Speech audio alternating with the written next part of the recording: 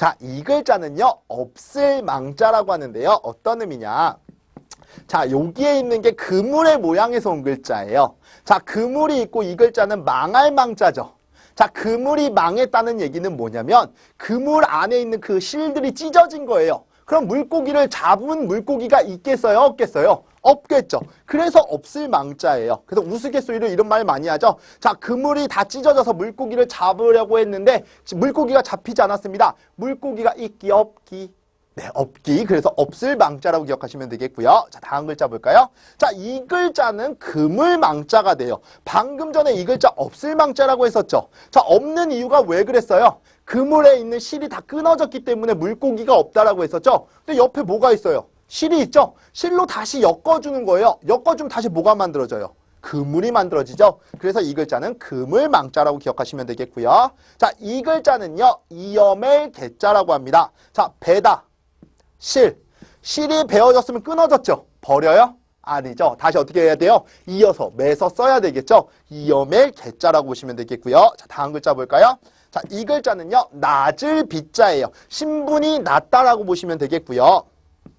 일백백자와 일천천자가 합쳐진 글자예요. 사실 여기에 글자가 조금 잘못 나오긴 했는데요. 원래는 이 글자가요, 이렇게 쓰셔도 관계는 없어요. 사실 만들어진 원리는 이 흰백자와 일천천자가 합쳐진 글자예요. 그러니까 이렇게 쓰셔도 되지만 이렇게 쓰셔도 됩니다. 자, 그래서 어떤 의미냐? 머리가 하얘질 정도로 1000번이면 1000번, 100번이면 100번 시키는 대로 일만 해야 되는 사람이 있어요. 그런 사람 신분이 어때요? 굉장히 낮겠죠. 그런 의미의 낮을 빗자라고 보시면 되겠습니다. 자, 그러면 우리 또 다음 글자를 한번 가볼까요? 자, 아까 우리 낮을 빗자에 연이어 나오는 거겠죠? 여자 여자와 낮을 빗자가 합쳐진 거예요. 따라합니다. 여종비. 네, 여자 종을 얘기하는 거예요. 왜? 이 여자는 신분이 굉장히 낮은 여자예요. 전체 여자라는 사람들을 봤을 때 가장 신분이 낮은 여자는 누구예요? 여종이겠죠? 그래서 이거는 계집종비라고도 합니다. 아무튼 그렇게 연상을 하시면 되겠고요. 자, 다음 글자 볼까요? 자, 이 글자는요, 비석빗자라고 하는데요. 자요, 비석이 뭐예요? 돌이죠. 상식적으로 비석이라고 하는 건 굉장히 비싼 거죠. 근데 왜 가치가 낮아질까요? 그 이유는요, 나중에 제가 만약에 죽어요. 죽으면 제 아들이 무덤을 만들고 거기다가 비석을 세우겠죠. 네, 제발 그러길 바라는데. 자, 아무튼 그렇게 해놓고 아들이 찾아오겠죠. 1년에 몇 번이나 찾아올까요? 그래도 제가 잘했으니까 한 번은 찾아오겠죠. 자, 한 번 찾아오고 1년에 한 번씩 찾아오는데 이제 시간이 흘러서 대가 이어진 겁니다. 그러면 그 아들이 아들을 낳았으면 그 아들은 저한테 손자에 해당하는 거죠. 그 손자가 저를 찾아오는 횟수는 얼마나 될까요? 매년 한 번씩은 올까요? 거의 그렇지 않을 거라고 보는 거죠. 또 이렇게 시간이 지나서 대가 또 이어진 겁니다. 그럼 증손주가 되겠죠. 그 친구는 절 찾아올까요? 안 찾아올까요? 제가 봤을 땐 거의 안 찾아올 거라고 보는 겁니다. 그렇게 시간이 지나면 지날수록 가치가 낮아지는 돌이에요. 즉 아무도 찾아오지 않는 곳에 덜렁 세워져 있는 돌밖에 안 되는 거잖아요. 그게 바로 뭐예요? 비석이라고 본 겁니다. 그런 의미의 비석빗자고요. 자, 다음 글자 볼까요? 자, 이 글자는요, 얼동자예요. 동이라는 음은 여기서 왔죠. 얘가 뭐예요? 동력 동자죠. 해가 뜨면서 나무에 걸쳐져 있는 모양에서 온 글자고 동력동자고요. 그 다음 이거 무슨 글자예요? 우리 원래 얼음빙장 때 차갑다라는 의미로 하고 말씀드렸었죠. 자, 동쪽은 보통 해가 뜨는 곳이니까 가장 따뜻한 곳이라고 봤는데요. 그 따뜻한 곳마저도 춥다, 차갑다라고 보면 나머지는 다 뭐에 있어요? 얼어 있겠죠. 그런 의미의 얼동자라고 기억하시면 되겠고요. 자, 다음 글자를 볼까요? 자, 이 글자는요, 마루떼 동자라고 하는 거고요. 중요한 글자입니다. 자, 마루떼가 뭐냐면 예전에 우리 기와집이 이렇게 있죠. 기와집을 봤을 때요, 가장 윗부분에 보면 이렇게 통나무가 지붕 위에 놓여 있는 게 있어요. 이 나무의 명칭을 마루떼라고 하는 겁니다. 그럼 왜 이 마루떼가 이 동자가 오게 됐느냐? 어떤 의미냐면 예전 우리 집을 지을 때는 어느 쪽을 바라보고 짓는 게 좋아요? 남쪽을 바라보고 남향이 좋다라고 하죠. 이쪽이 남쪽이면 여기가 북쪽, 서쪽, 동쪽이라고 보겠죠. 나무는 나무인데 지붕 위에 놓여있는 나무인데 그 나무는 항상 어디를 향해요? 서쪽에서 동쪽을 향한다라고 본 겁니다. 그 나무의 명칭이 이름이 뭐라고요? 네, 마루떼라고 하는 겁니다. 그래서 이 글자는 마루떼 동자로 기억하시면 되겠습니다. 이번에 배울 글자는 불쌍히 여길 련자예요. 자, 불쌍히 여기는 건 어디의 상태예요? 마음의 상태죠. 자, 어떤 의미가 있느냐? 자, 밑에 보시면 우리 어긋나다라고 하는 부수가 있죠. 자, 예전에요. 서로가 서로를요, 의심하기 시작했어요. 그러니까 두 나라가 싸우기 시작했죠. 그러니까 관계가 어긋나면서 전쟁이 일어난 겁니다. 전쟁이 일어나면 먹을 게 있어요? 없어요? 없겠죠. 쌀밥도, 쌀미자죠? 쌀밥도 제대로 못 먹는 아이들이 나오기 시작했어요. 우리 전쟁 중에는 고아들이 많이 나오잖아요. 그러면서 관계가 어긋나면서 싸우게 되고 그러면서 쌀밥도 못 먹는 아이들이 나오기 시작했어요. 그 모습을 봤을 때 마음이 어땠겠어요? 굉장히 그들을 안타깝게 여겼겠죠. 다른 말로 불쌍히 여겼다라고 보시면 되겠습니다. 그래서 불쌍히 여길 련자가 되고요. 불쌍히 여길 민자 우리가 지난 시간에 배운 글자가 있는데요. 합치면 연민이 되는 거고요. 두 개가 유의자 관계라고 보시면 되겠네요. 자, 다음 글자 볼까요? 자, 이 글자는요. 이웃 린자예요. 굉장히 유사하게 생겼죠. 하지만 얘는 마음이니까 불쌍히 여긴다라고 보시면 되겠고요. 여기에는 언덕이 나왔으니까 이웃이라고 보면 되는데 어떤 의미냐? 자, 어긋나다가 있죠. 관계가 어긋나서 전쟁이 일어났고 그래서 쌀밥도 못 먹는 사람들이 나온다라고 말씀드렸었잖아요. 그런데 이 언덕 밑에 살고 있는 집의 이 두 사람들은요. 이러한 상황에서도 쌀까지 나누어 먹을 수 있는 어떤 사이였다는 거예요. 이웃 사이였다라고 본 겁니다. 그런 의미의 이웃 린자가 되는 거고요. 우리 먼 친척보다 가까운 이웃이 낫다라고 하잖아요. 그런 부분을 연상하시면 되겠네요. 자, 다음 글자 볼까요? 자, 이 글자는요. 마를 고자예요. 자, 수분이 날아가서 마르다라는 얘기고요. 옛고자와 나무죠.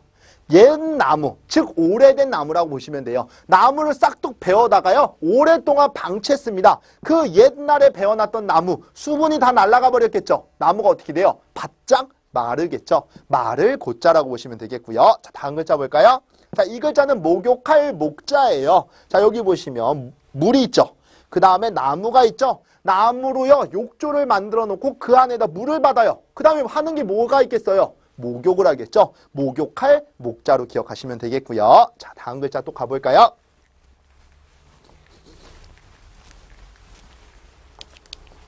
자, 이 글자는요. 편지찰이라고 하고요. 우리 사극에서 많이 나오죠. 서찰을 전해주게. 그런 편지. 그럴 때 쓰이는 글자예요. 편지찰자고요. 편지가 그럼 무슨 뜻일까요?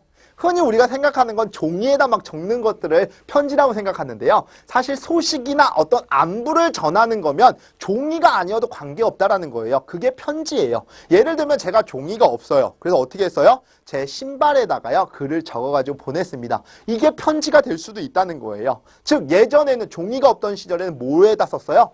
나무에다 썼겠죠. 나무에다가 글을 쓰는 게 아니고 어떻게 해요? 갈고리와 같은 걸로 글, 기호를 새겼겠죠. 새겨서 나의 안부나 소식을 전한 거예요. 그게 바로 뭐예요? 편지라고 본 겁니다. 그래서 편지 찰자가 되는 거고요. 자, 다음 글자 볼까요? 자, 이 글자는 과자, 과자라고 하는데요. 과라는 음은 여기에서 왔어요. 이 글자가 과일 과자예요. 어떤 의미냐? 밭전자와 나무 목자가 합쳐진 건데요. 밭에는 우리 곡식이 있죠. 이와 마찬가지로 나무에는요. 뭐가 열려요? 열매가 열리죠. 그 열매를 다른 말로 과일이라고 하잖아요. 그런 의미의 과일, 과자가 되는 거고요. 과라는 음은 여기서 비롯된 거고 자, 풀이 들어가면서 과자, 과자가 된 건데 어떤 의미냐? 자, 우리 보통 과자라고 하는 건 어때요? 아이들이 좋아하죠. 달달하면서도 맛있고 요즘에는 영양가까지 있잖아요. 그걸 연상한다면 자, 여기 보시면 우리 과일 과자라고 했었죠? 과일처럼 맛이 달고 영양가도 있어요. 그러면서 형태는 풀처럼 생겼어요. 풀은요, 길다랗게 생긴 풀도 있죠. 그 다음에 넙대대한 풀도 있죠. 그렇게 본다면 형태는 여러 가지가 있다라고 본 거예요. 과일처럼 맛이 있고 달고 영양가도 있으면서 이렇게 풀의 형태처럼 긴 것도 있고요. 그 다음에 넓적한 것도 있습니다. 스틱 과자, 다이제스티브라고 보시면 되겠죠. 이러한 형태의 과자를 뜻했다라고 보시면 되겠습니다. 그런 의미의 과자, 과자로 보시면 되겠고요. 자, 다음 글자 볼까요?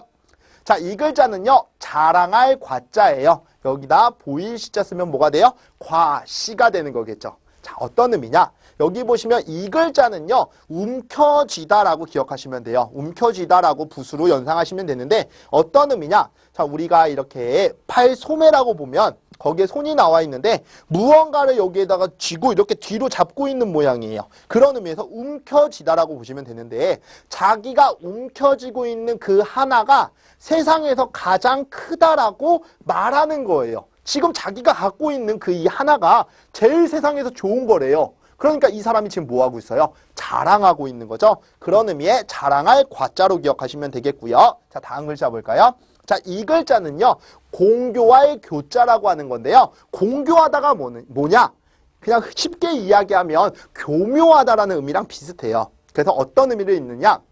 솜씨가 뛰어나고 재주가 뛰어나요. 근데 약간 뭔가 묘하다라는 의미를 갖는 게 공교하다, 교묘하다의 뜻이에요. 자, 여기 보시면 무슨 글자가 있어요? 장인공자. 장인은 뭐 하는 사람이에요? 만드는 사람이죠. 어떤 장인이 물건을 만들었는데요. 누군가가 그거를 움켜쥐려고 노력을 하는 거예요. 그걸 갖고 싶어 하는 겁니다. 그럴 정도로 굉장히 잘 만들었으니까 어떻다라고 해요? 공교하다라고 하는 거죠. 왜? 솜씨나 재주가 뛰어난 것을 얘기하는 거니까. 장인이 만든 물건을 많은 사람들이 그 물건을 뭐 하고 싶어 해요? 움켜쥐고 싶어 해요. 명품에 해당하는 거니까 내가 갖고 싶어 하는 겁니다. 그런 이유는 그 제품의 솜씨나 재주가 뛰어나겠죠. 그것을 공교하다라고 하는 겁니다. 그래서 공교할 교자로 기억하시면 되겠고요. 자, 지금 배운 내용도 다시 한번 복습하면서 중요한 내용들을 반드시 익히시기 바랍니다.